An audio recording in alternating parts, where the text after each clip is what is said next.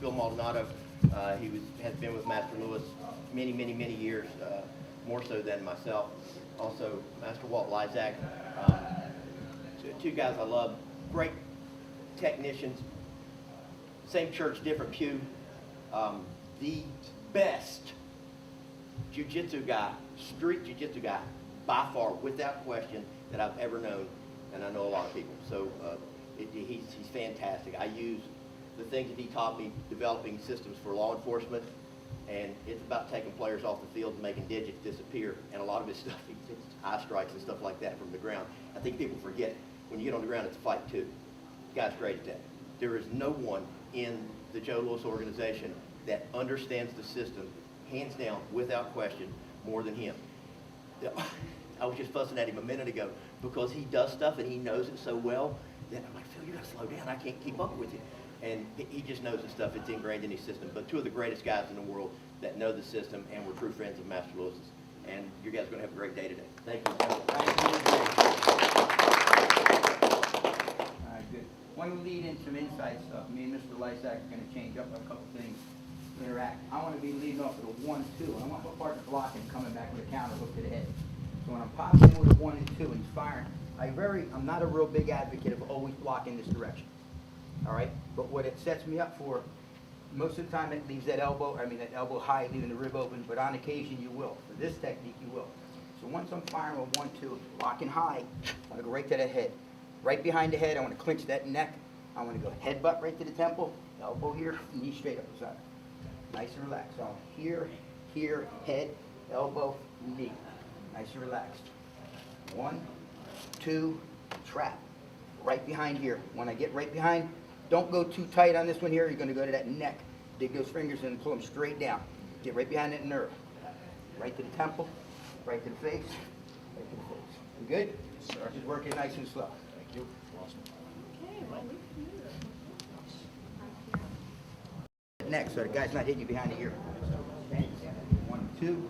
He's going to fire the hook. Good. Now right from there, you reach out. You're back in the head. You're behind him. Right. Don't want you right here. Okay. Right that muscle right there. So you can headbutt right here. All right.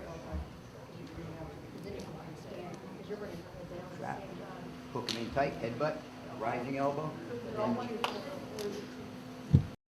here. What I like to do is pressurize my shoulder into his forehead and cause a little bit of an impingement here on the neck, so it's kind of doing this sort of thing with his neck. They teach us in wrestling, but it's a really good way to shut down a guy's ability to access your legs. So I'm going to be here. I'm going to put my hands down first purposely, just so you can see this part of the box. I wouldn't have my hand here. We'd probably be tied up and locked like this, but for now, just so you guys get this box, hand behind the head, your forearms along the neck, your shoulder is not on top, but it's right against his forehead, almost kind of causing his head a little bit to go back. When you cause the neck to do that, it really makes it difficult for the guy to go under, and your head right against the head, nice and tight. So I'm here. This is going to be the position. Okay. So if you went for my legs, see, I kind of shut them down already with my shoulder. I just adjust my legs and just have my hand blocking it. And I just want to get you guys comfortable with this. Both if he exits, I can hold him, and I can also move. If he drives toward me, move toward him. So that's the first thing I want to see in your stance. Now we're going to tie up. He's going to grab my neck. I'm going to be here. So I've got the hand here. So what we're going to do for you, once we test that box out first. So this hand here, I want you to take your shoulder and try to slide your shoulder to the inside. Boom, and fire an uppercut here. When you fire the uppercut, so I'm here, boom, here's my uppercut here, quick shot here, and then I'm going to flow through, boom, boom, and elbow. Go here slow. So I'm going to be here, watch, we're going to go 1 uppercut from here, 2 to the plum, knee, thumb in the eye, elbow to the throat. So we're here, boom, there's going to be the elbow, and you can fall up as needed. Slow. Uppercut, that's a stabilizer. What you're doing, you're not just hitting him with the shot to hurt him, you're keeping the head in place. A lot of guys just hit, but there's a full beat that occurs if I just hit him and go boom, and then go for the plum. So I go boom, I got pressure holding this way, and impact this way. So this is holding him this way, this is holding him from going back. And then the hand can slip easily to the plum. So I'm attacking on the half beat. Boom, knee to the solar plexus. Bump, I bump with my shoulder, thumb to the eye to keep them in place. Another stabilizer, and then elbow appropriately, throat, eye, chin, whatever you want to do, okay? So from here, number 1, uppercut, right here. forward because I'm attacking the eyes next. So I'm here, boom, boom. That makes it difficult for him to get a takedown anyway. And then from here, boom, roll that elbow. Short motion off here. Off here, I can shift out if I want. Boom, come back on my knees or whatever, okay? So slow. Get in here, uppercut, stabilizer. Plum clinch, knees out, secondary stabilizer, in attack. Thumb to the eye, stabilizer, elbow to the throat. If you guys want to shift into this stuff, you have the option from here, boom, to do it, okay? All right, give it a try. If your hips are in close, there's a chance you're going up and you're going down in almost 90% of the time. So I'm going to show you a couple options that most people don't think of that will really help you. So as he's doing this, I want to flip back. No, grab on tight. So I want to flip back and get under that same spot. So I'm right under the bone where the eyes are. Listen, people get freaked out about eyes, but first of all, I'm not actually attacking the eyeball. It's between the eyebrow and the eyeball, this space here. And you see a little shock like, kind of feeling that he gets. But the thing is, look, we elbow each other in training, we armbar each other, we choke each other, and if you cringe over this, that's just one weakness you have in the street. And let's face it, if you're going to tip the scales in your favor against someone that's 50, 60, 100 pounds heavier than you, eye attack's a good way to do it. You watch the toughest guys in the UFC, 90%, 99% of the time when they get poked in the eye, what do? These are the toughest guys in the world that train every day of the week, and they don't even like it. So what does that tell you? And I'm not talking about like even, but I'm talking about if you know how to actually attack the eye and damage, this is more of an eye weakening. It's more of a weakening position technique. So what I do is I just get where the head goes, the body follows. So if he's here, I go here. Now, however his head's positioned, if it's in the middle, I adjust. If it's here, I adjust. So the way I teach that is this. If you remember when you were a kid, those little balls that have like the star, the square, the circle, if you try to put the star through the circle, what happens? It don't work, right? So if his head's this way, there's one way I might attack and get right under that bone. I'm always aware of his leg for knees and everything too. But look, if I'm here, boom, there's that elbow there again. If I'm here, come back, bang, there's that elbow. Same thing, if I'm here, boom, there's that elbow. And then I just float a plum or break out if I want to move out and strike. Does that make sense? But it's easy. And here's the thing I would say. I'll just about have anybody in here, if I spend a couple minutes with you on the eye attack, have the biggest guy in here grab you. And here's the thing, it's not just the eyes that hurt. What I'm doing is I'm creating structure from the eye, the pin of the eye, to my lower back. That's the part of the secret. Because if I just did this, he could still lift me up or move his head and get my fingers out of his eyes. So I pressure into the eyes, but I create pressure through my whole body, down the arm, into my back, into his arms. So now we got this kind of thing going on between his eyes and let go for a second, and the inside of his arms here. That's what causes it, makes it impossible for him to lift me. If I don't have this going on, he can lift me, okay? So what I do is I create structure to my back. So okay, ready? Try to lift me. Grab tight. Good. You can grab tight, good. Try to lift me. You see what I'm saying? So, and I'm not doing it mean either. If it's real, I'm not gonna tap on his eyes. I'm gonna be inside his head playing with his brains. It's a whole different story. So if he's here, I'm right here, boom, right here. That's what I want. So people don't like this because it shuts down a lot of what they do. It takes 80% of your game and makes it seem like a joke. That's too bad, because that's what reality is. You know what I'm saying? Either you accept it or you don't. If you don't accept reality, it just works against you. It's that simple. You know what? I was at UFC when I sat cage side. They put a chair for me right at UFC when I sat at the side of the cage. Bill Walt was there, Kathy Long was there, Jim Rohn. I was there right cage side. And I remember there was 2 rules, and there were 2 things I love to teach. No biting, no eye gouging. Now, when they have the toughest guys in the world assemble to fight an event and say no biting and eye gouging, what does that tell you about biting and eye gouging? It's effective and damaging. I mean, you can't argue the point. Say what you want, you know. People can say any two, you know, when you bite, you become like dogs. Anybody can bite. Look, anybody can punch if they got a healthy arm, but they can't punch like Joe Louis. Anybody can kick if they got a healthy leg, but they can't kick like Bill Wallace. So there's skill to everything, even to these eye gouging. I could do a whole seminar and just detail all different types of eye gouges, but it's just one arsenal. We don't depend just on eye gouging. You want to be able to punch. You want to be able to kick. You want to be able to grapple. So the MMA, I always tell everybody, do your BJJ, do your judo, do your wrestling, do your kickboxing, your Muay Thai, all this boxing. Very great, it's great stuff. And then do your reality-based stuff. Blend the 2 of them so there's integration or synergy between both of them.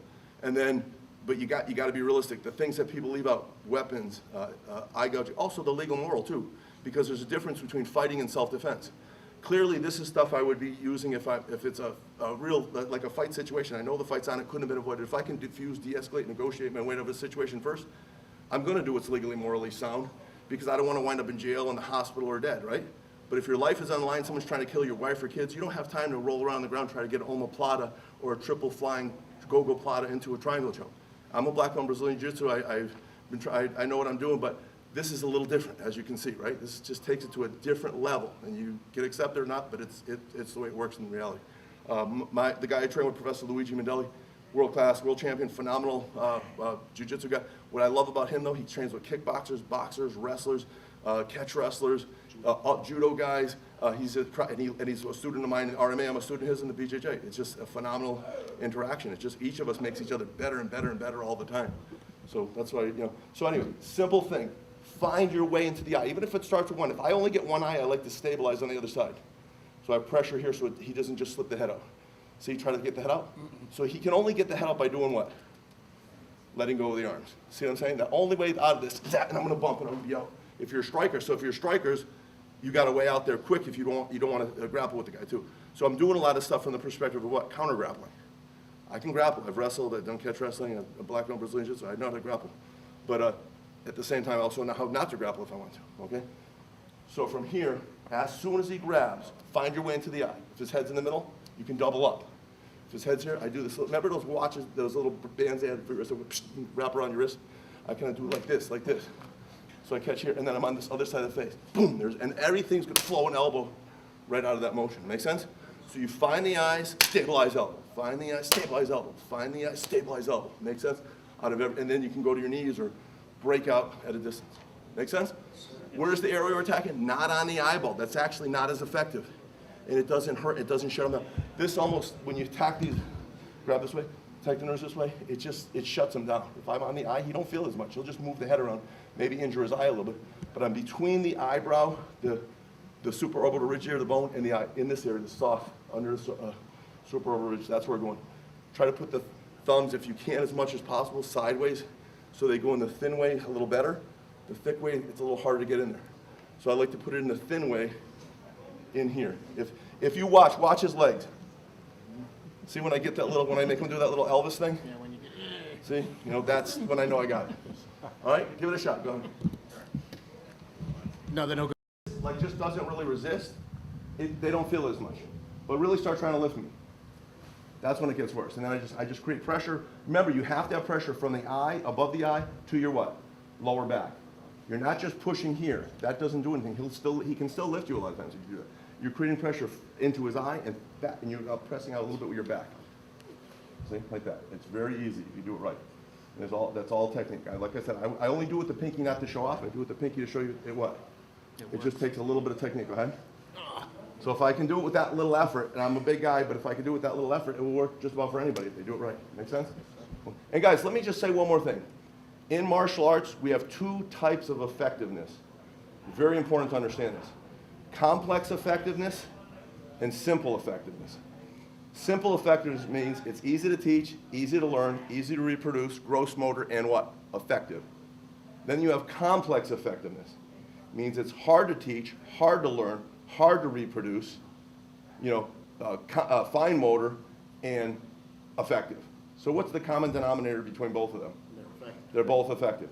However, there's things that some fighters can do because they just have ridiculous natural attributes. They've been training since they were an amoeba. I mean, not amoeba, since they were an amoeba. Yeah, since they were embryo. That's so I always say embryo. It's the first time I've ever said amoeba. I don't know where that came from, so I always say they've been training since they were embryo. Right? They were not even out of the womb. They're still training. Yeah, that was Better than cervix, yes. Yeah. So no, but they've been training since they were an embryo. They train 5, 6, 7, 8 hours a day. That's one thing. And you're doing all these crazy moves that takes, hours and hours a day to learn, right? That stuff you can get away with. There's stuff like Marcelo Garcia could probably do in a street fight because he's Marcelo Garcia, right? There's stuff Anderson Silva could do in a street fight because he's get away with it, even in fighting. A lot of stuff we do, a lot of fighters would say what Anderson Silva does is what? Wrong. But it's not that wrong because he was on top for quite a long time, right? So a lot of it's attribute oriented, a lot of it's just ridiculous skills and talent. So this stuff is simple. Simple effectiveness, easy to teach, easy to learn, easy to reproduce, gross motor, and what? Effective. So how long would it take you to really teach this to somebody? Could you potentially teach this to your mom or your grandmother or someone and they have a chance of pulling it off? Yes. But some of the other stuff we do, they're not going to be able to do it, So that's the other thing. As you get older too, will your arsenal have Will your arsenal have longevity? Now, because a lot of stuff we do on the ground, the rolling, I know it gets to be a time when it gets a lot more tricky. And then when you're on the cement, it gets even a lot trickier. We've been at some of the conferences, I've taken the guys out on the cement, and it's funny how you can look at guys with a real serious BJJ or submission grappling background. They don't look quite as experienced when they're out on the cement. I've seen it too many times. So just things like that to consider. So this can keep you from having to go into that situation. Make sense? So again, get that pressure from the thumbs down to the back, make the break easy, and then just fall. Simple. How complex is it? Simple. But if you do this, break the hold and elbow someone in the throat, you think there's a good chance you'll be doing okay in the fight? Yes. Absolutely. Okay? All right, give it a shot. Help it get deep into the defense here. Does that make sense? I don't want to be here, so if he's here, as he starts going, he's got a chance of getting it, but it's going to be harder for me to defend. As he's going in, I want to try to get it as early as possible. Does that make sense? So catch him in the early stages of the defense. I'm doing it nice. I'm letting him get deep on purpose because I'm teaching you that deep level of the defense. But if you can catch it like as soon as he's going in or grabbing, that's even better. So if he was like here, I'll let him do it on me. If I'm here, he's already going to my eyes. I already find those eyes right away. Make sense? And where the head goes, the body follows, right? So if you're controlling the eyes, if I make his eyes go to here, will his head go to here? Yeah. Hopefully, right? That makes sense? So that's all you got to remember. If I make his eyes, like he's grabbing me, make his eyes go to here, his head's going to go to here. And then all this stuff is going to be open. It's like a little candy store. You want that human Pez dispenser, you know? All right, go ahead. Give it a shot. I like to put things in perspective, okay? A couple quick things. Number one, when I teach, I always tell people, look, I'm not here to impair you. I'm not here to impress you. I'm here to improve you and empower you. See the difference? And that's why the simple stuff, I mean, I could go out and show you all kinds of crazy jiu-jitsu stuff that you'd be like, oh my God, look at that, it's cool move, flips around here, twirls in that way, it's flips. And it's like, that's cool, but probably 85% of people in the room could never do it. Because that's what? Complex what? Effectiveness. This is what? Simple effectiveness. You got to admit, though, it's not too much to think. Just take your thumb, put them in the eye, and elbow in the throat. This thyroid cricoid cartilage is very fragile. You crush this, the guy's going to be more worried about getting a tracheotomy than, continuing to assault you or attack you, right? And this is for serious combat. And I always tell people, I always preface everything we do with, you want to use what's legally, morally sound. There's a difference between self-defense and fighting. And the great thing with BJJ and kickboxing and Muay Thai and MMA and all that stuff is it teaches us how to fight. The bad thing about it is it makes us think the way to deal with every confrontation is to fight. Do you guys know what I'm saying? In other words, if I'm walking down the street and I see him across the street, he goes, hey, what are you looking at? You got a problem? You shut your mouth, don't talk in my neighborhood. And I go, what? What'd you say? And I walk across the street and we fight. And the cops come. Who's going to get in trouble? Both of us. Because that wasn't self-defense. That was what? Mutual fighting. He wanted to fight. I chose to fight, and we fought. Now, if I'm walking on the street, and he goes, hey, you got to shut your mouth, don't come in my neighborhood. I go, okay, man, I'm leaving. I just keep walking. And I look at the corner of my eye, I'm watching him with my perfect diffused vision. And he starts crossing the street and comes at me. I go, hey, man, relax, calm down. Look, I don't want any trouble. And he attacks me. What would that be more? Self-defense. Now, we may still both get arrested. I always tell people, when you want your self-defense program to be effective, you think in terms of three things. Fighters only think of, they think of a couple things, but in different ways. There's three facets: pre-conflict, present conflict, and post-conflict.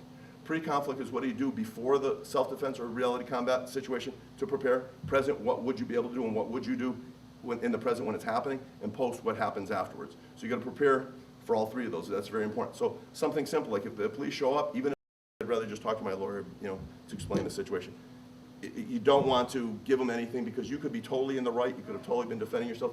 You could say one wrong thing, get in big trouble, or maybe things turn sour for you in that situation, even though you didn't start it, but if you go there, let your lawyer handle it. Unless you're a lawyer. I've been in class where I've said this, that you're not a lawyer, so, and the couple go, actually, I'm a lawyer, so.